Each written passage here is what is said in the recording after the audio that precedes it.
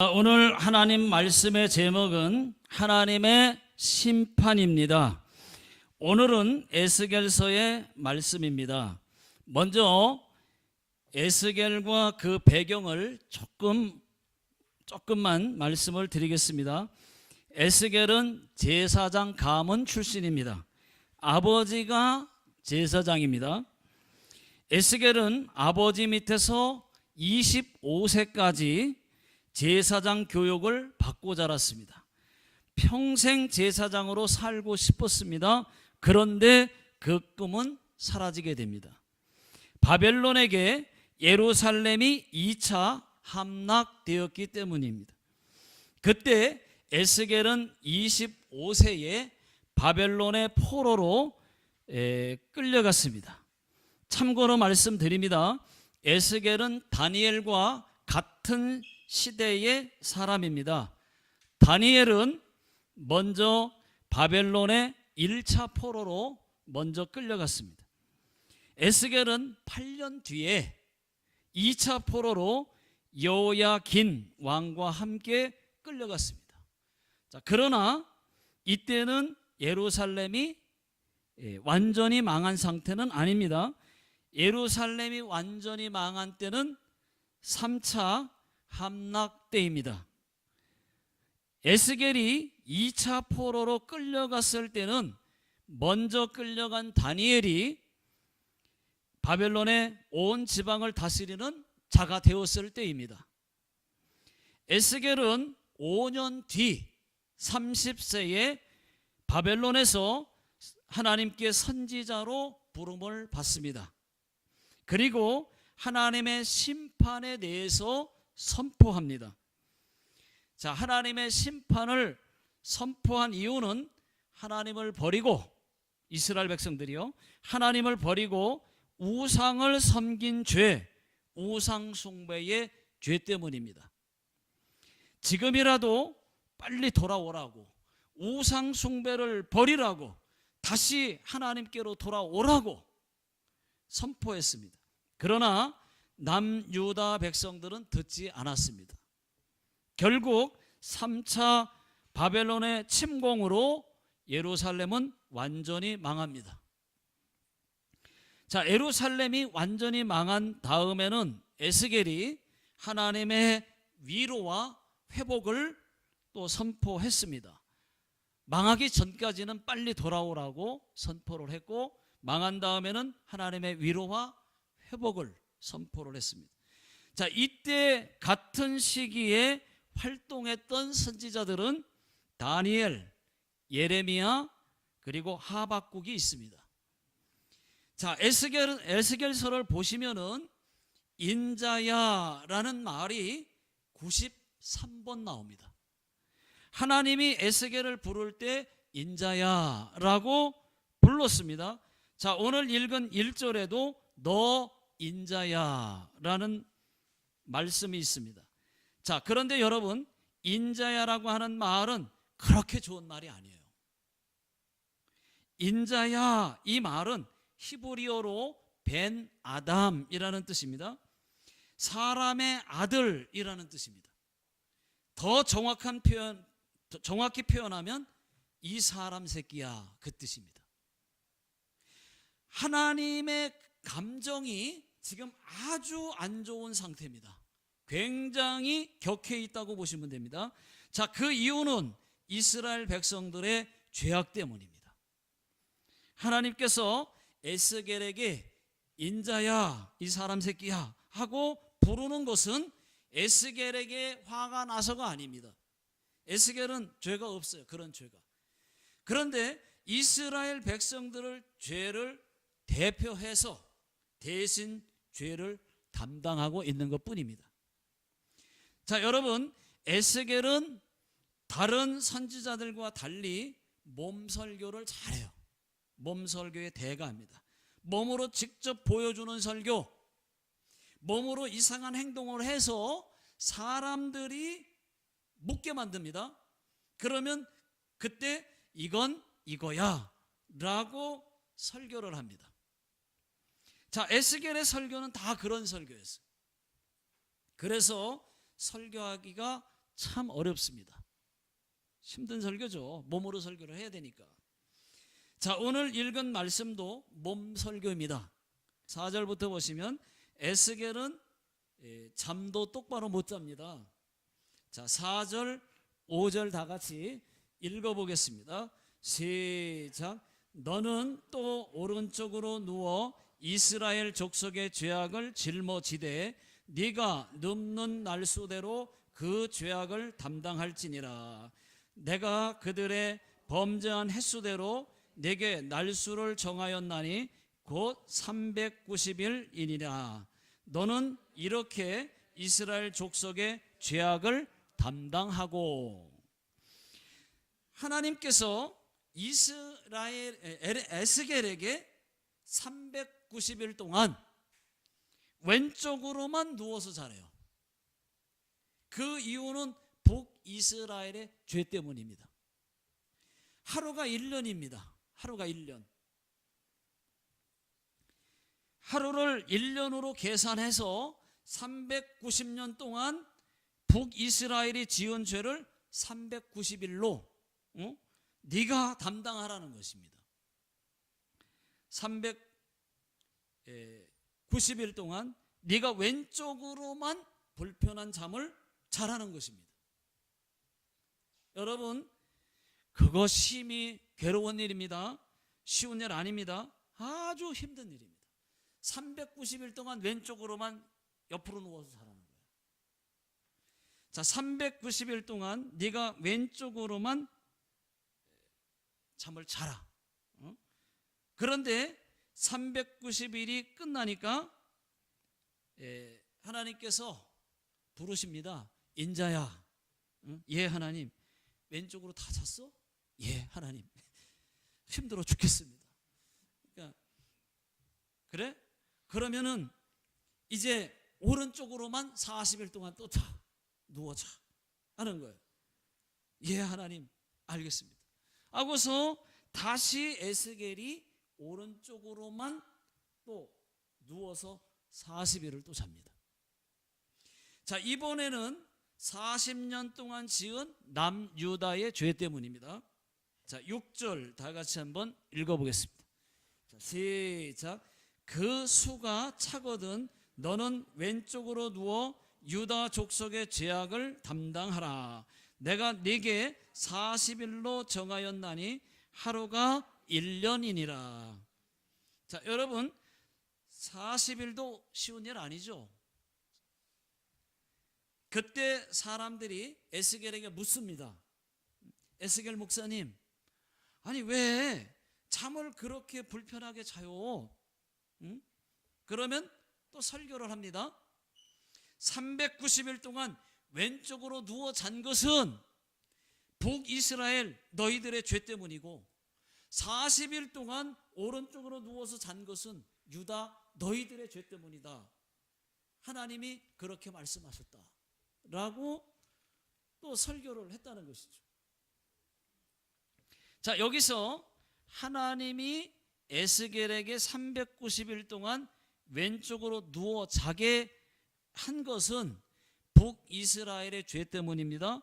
우상 숭배한 죄, 그리고 북이스라엘이 멸망할 때 꼼짝도 못하고 포로로 끌려갔던 것을 상기시켜 주기 위해서였습니다. 또 40일 동안 오른쪽으로 누워 자게 한 것은 남유다의 죄 때문입니다. 우상 숭배한 죄. 북이스라엘이 우상 숭배하여 멸망한 것을 보고도 남유다 너희가 죄를 뉘우치지 않아서 결국은 완전히 망할 거라고 하는 것을 상기시켜 주기 위함이었습니다. 참고로 여러분, 아직은 예루살렘이 완전히 망한 상태는 아니었을 때입니다. 그때 남유다의 마지막 왕인 시드기야가 애굽과 동맹을 맺어서 바벨론을 대항하고 있었습니다. 결국 느부갓네살 왕이 3차로 쳐들어와서 BC 587년에 예루살렘은 완전히 멸망을 합니다. 그때 마지막 3차 포로로 이스라엘 백성들이 잡혀가요. 그때 에레미야도 그때 잡혀가다가 중간에 풀려나서 다시 왔지만은, 여러분 구절을 보시면은 이번에는 하나님께서 390일 동안 떡을 만들어 먹으라고 명령을 하십니다. 떡을 먹되 보리떡처럼 만들어서 사람들이 보는 앞에서 매일 인분에 구워 먹으래요. 390일 동안. 여러분 한번 상상이 되십니까? 사람의 똥을 말려서 떡을 구워 먹으라는 겁니다. 390일 동안. 여러분 그 떡 먹을 수 있겠어요? 냄새는 또 어떻고요? 그러니 에스겔이 순종하기가 참 어렵습니다. 그래서 제발 바꿔달라고 사정을 합니다. 도저히 인분으로는 나가 도저히 떡을 못 구워 먹겠습니다. 하나님. 하고서 14절에 보니까 하나님 아무래도 이건 너무하십니다.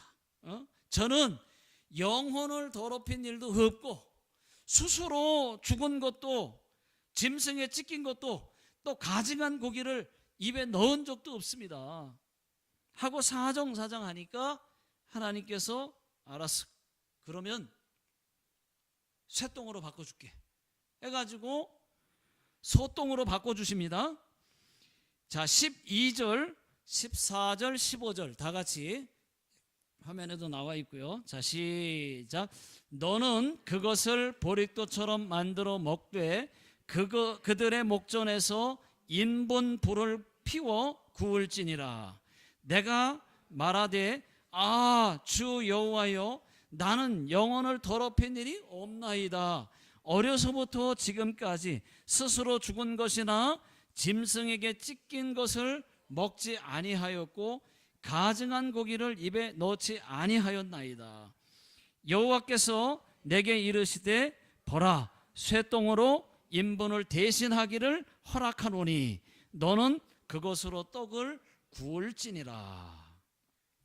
여러분 새똥으로, 소똥이죠. 제가 옛날에 살았던 동네는 소똥 천지였어요. 아주 소를 많이 키워가지고 시골이니까. 그래서 소똥을 자주 밟았습니다. 모르고 밟으면 재수 좋다고 동네에서 그랬어요. 많이 밟았어요. 그래도 사람 똥보다는 냄새도 덜 나고 괜찮아요. 여러분 아프리카의 그 케냐의 그 마사이족들 아시죠? 마사이족들. 이 마사이족들은 소똥을 손으로 반죽해서 그 소똥 만진 손으로 다 하지 않습니까? 조영기 목사님이 아프리카 케냐를 갔다고 합니다. 케냐를 갔더니 그 마사이족들이 한국에서 귀한 분들이 오셨다고 말이죠. 그 우유 한 잔을 대접하는데 그 우유 한 잔을 대접하더니 그 똥 묻은 손으로 휘휘 저어가지고 마시라고 해주더라는 거예요. 그래서 같이 간 장로님들이 목사님 눈치를 보는데 목사님도 아이고 어떻게 하나 하다가 마셔 그랬대요. 그래서 전부 다 마셨대요. 그거를 마셨더니 장로님들만 배가 아파가지고 그날 밤에 그냥 설사하고 난리 났다고 그럽니다. 자, 하나님께서 에스겔에게 소똥으로 보리떡을 구워 먹으라고 바꿔주셨어요. 그런데 조금씩만 먹으래요. 조금만. 자, 10절 다 같이 읽어보겠습니다. 자, 시작. 너는 음식물을 달아서 하루 20세겔씩 때를 따라 먹고. 자, 하루에 20세겔만 먹으래요. 그러면은 20세겔이면 얼마나 되느냐? 228g입니다. 여러분 한 사람 1인분이 150g 아니에요? 150g에서 또는 200g을 1인분이라 그러잖아요. 근데 228g이에요. 그러면 한 끼 조금 넘는 그런 양을 하루를 먹으라는 거예요. 나눠서. 자, 390일 동안 먹으라는 거예요. 얼마나 에스겔이 배가 고프겠습니까? 한 끼 가지고 세 끼를 하루를 먹어야 되니까. 그렇게 하신 이유는 이스라엘 백성들이 겪게 될 기근을 보여주기 위함이었습니다. 물도 마찬가지예요. 조금만 마시래요. 11절 다 같이 한번 읽어보겠습니다. 자, 시작. 물도 6분의 1 흰씩 되어서 때를 따라 마시라. 자, 물도 1흰, 1흰의 6분의 1. 그러면 여러분 1흰이면은 3.6리터입니다. 3.6리터 나누기 6분의 1이니까 6을 하면은 0.6리터가 나와요. 그러면 0.6리터가 어느 정도냐? 여러분 1.5리터 콜라병 아시죠? 거기에 반 조금 안 되는 거예요. 그걸 가지고 하루 동안에 마시라는 겁니다. 물도 극소수량입니다. 자, 하나님은 에스겔에게 물도 조금 먹고 떡도 조금만 먹으라고 해서 하나님 말씀대로 사람들이 다 보는 앞에서 소똥에 떡을 구워 먹어요. 또 조금만 먹으라고 그래서 또 물도 조금 마시고 하니까 또 사람들이 궁금할 거 아닙니까? 에스겔 지금 뭐 하시는 겁니까? 왜 소똥에 떡을 구워 먹어요?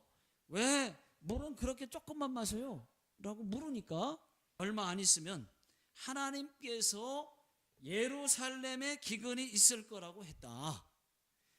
그러면 백성들이 극소수의 물과 떡이 부족하여 이 소똥에 구워 먹는 떡처럼 부정한 떡을 먹게 될 것이다. 그때 예루살렘은 망하게 된다고 설교를 했습니다. 이것이 몸 설교예요. 다 이렇게 보여주면서. 자, 13절 보시면은 거기에 부정한 떡을 먹는다라는 말씀이 있어요. 자, 이 말씀은 부정한 떡처럼 이스라엘 백성들이 부정한 자들로 내던져지고 말 거다, 그런 뜻입니다. 자, 여러분, 이스라엘 백성들은 풍요로웠습니다. 그 풍요로움이 하나님을 버렸습니다. 우상 숭배했습니다. 그래서 하나님께서 그들의 주식인 떡의 공급을 기근으로 끊어버렸다는 거예요. 16절 17절 시작. 또 내게 이르시되 인자야, 내가 예루살렘에서 의뢰하는 양식을 끊으리니 백성이 근심 중에 떡을 달아 먹고 두려워 떨며 물을 데워 마시다가 떡과 물이 부족하여 피차에 두려워하여 떨며 그 죄악 중에서 폐쇄하리라. 정말로 예루살렘은 17절 말씀처럼 기근으로 떡과 물이 부족하여 망했습니다. 여러분, 이 에스겔의 주제는 뭐냐? 한마디로 말하면 예루살렘의 심판과 멸망, 그리고 다시 회복입니다. 하나님은 남유다와 예루살렘의 죄 때문에 심판할 수밖에 없었어요.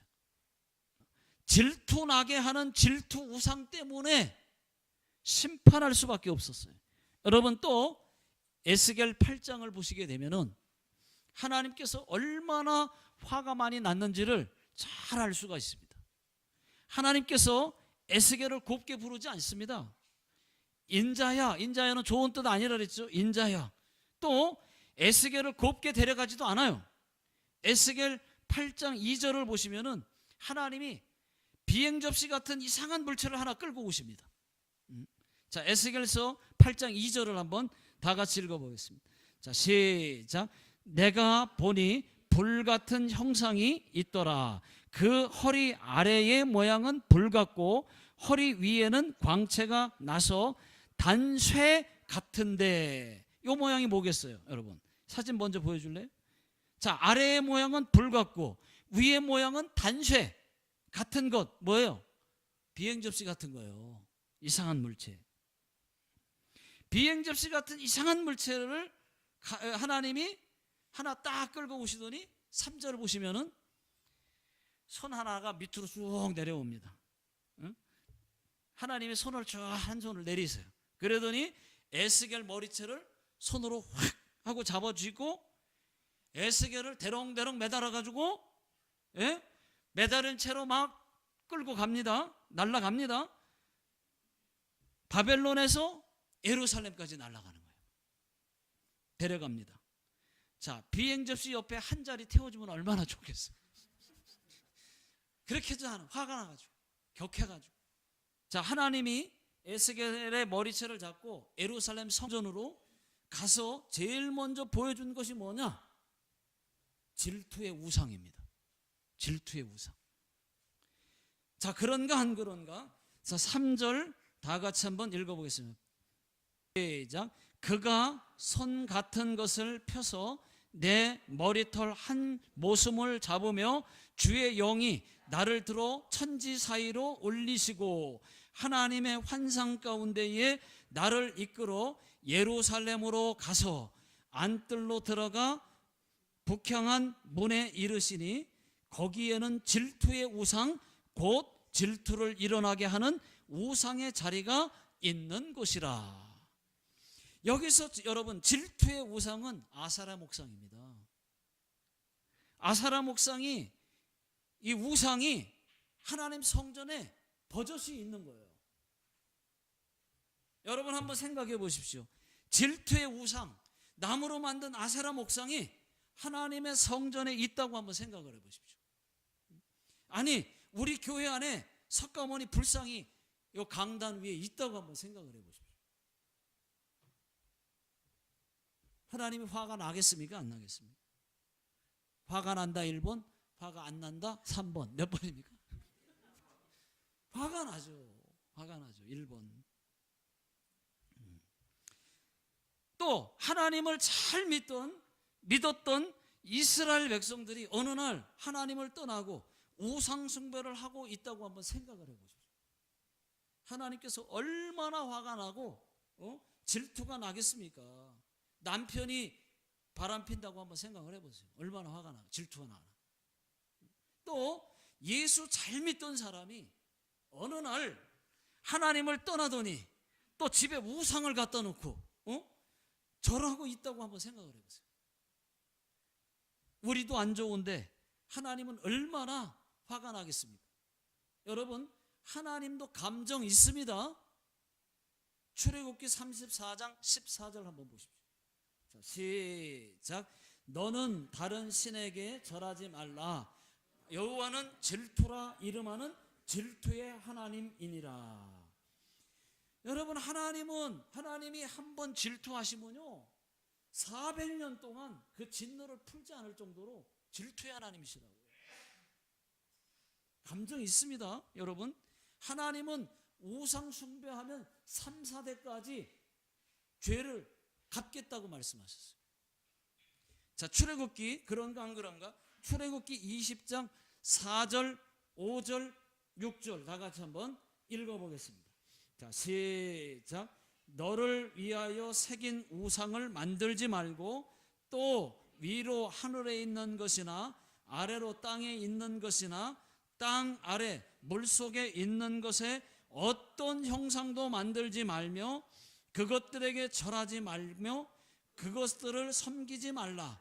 나 네 하나님 여호와는 질투하는 하나님인즉 나를 미워하는 자의 죄를 갚되 아버지로부터 아들에게 3, 4대까지 이르게 하거니와 나를 사랑하고 내 계명을 지키는 자에게는 1000대까지 은혜를 베푸시느니라.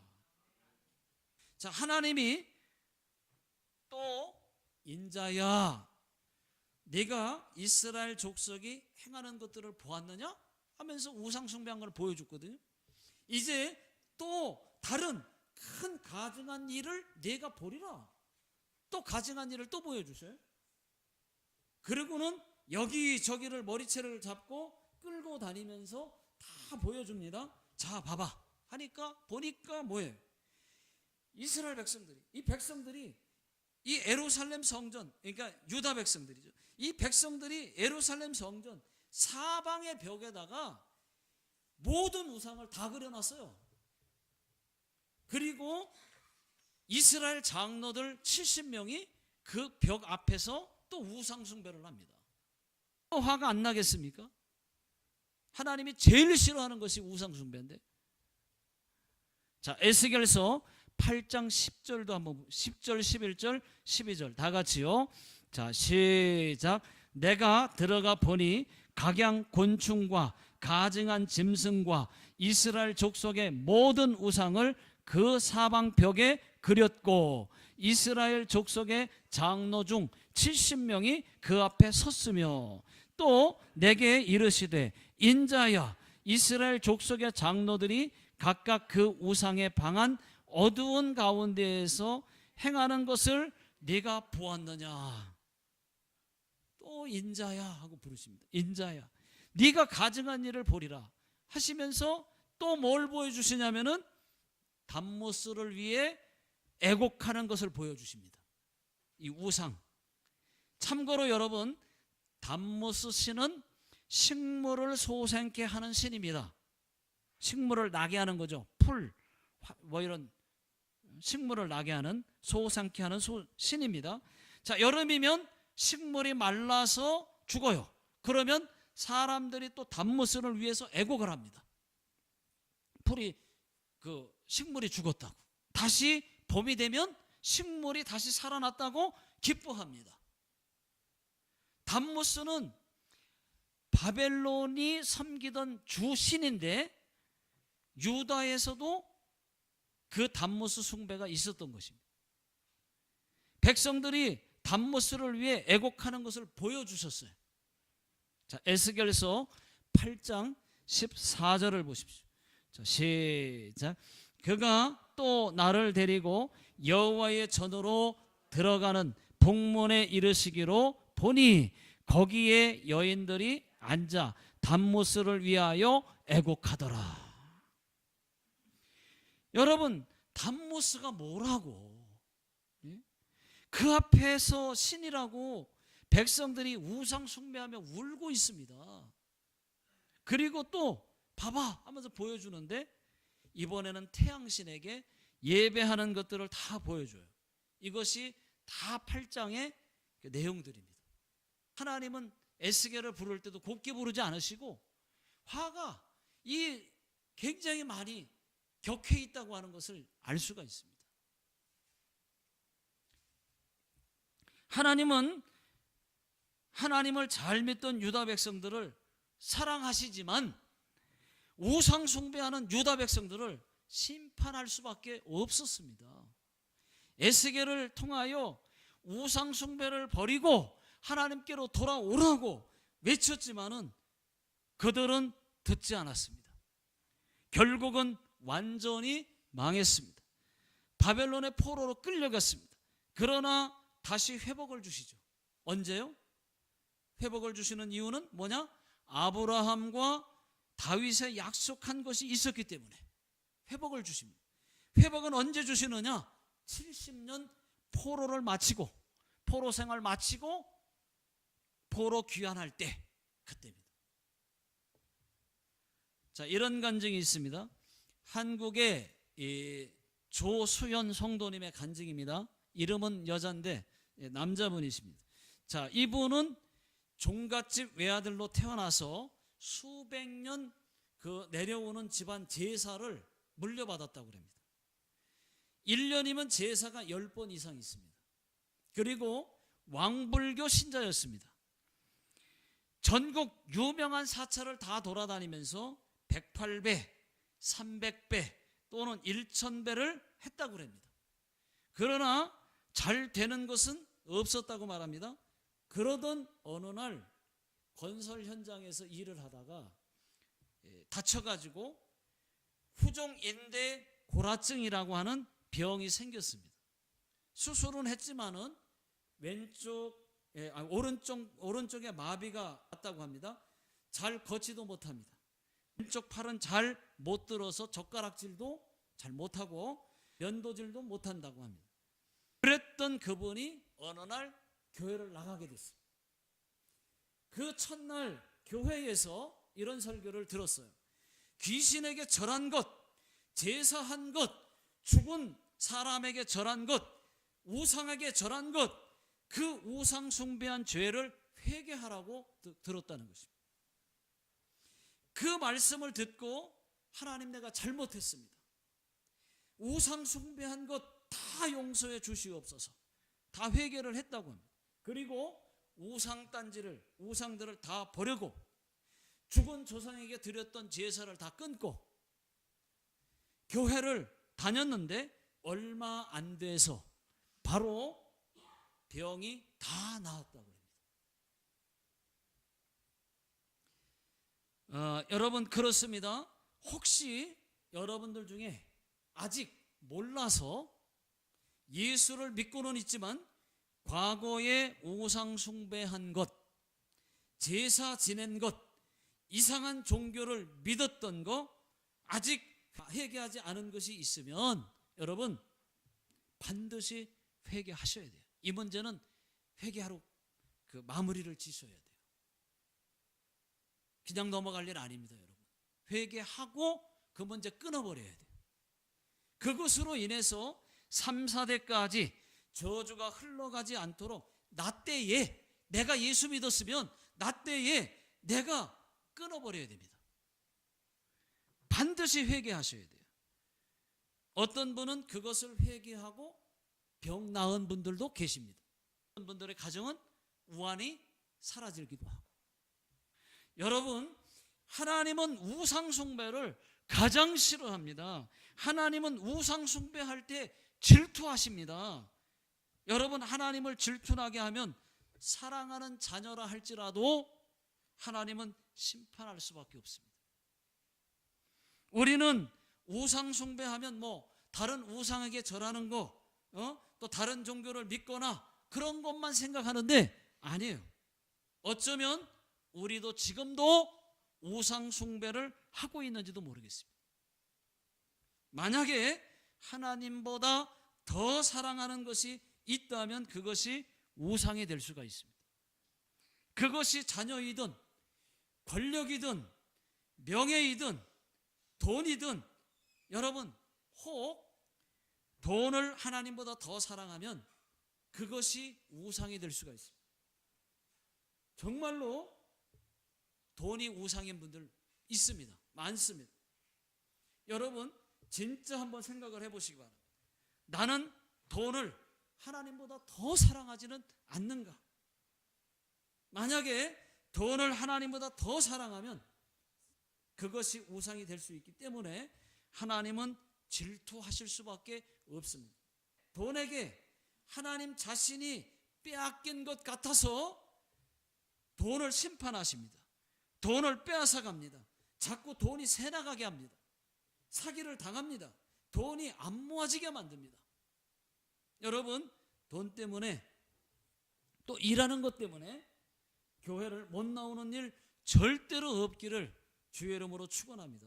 또 자녀가 또 일이 결코 우상이 되지 않기를 주의 이름으로 축원합니다. 자, 기도하겠습니다.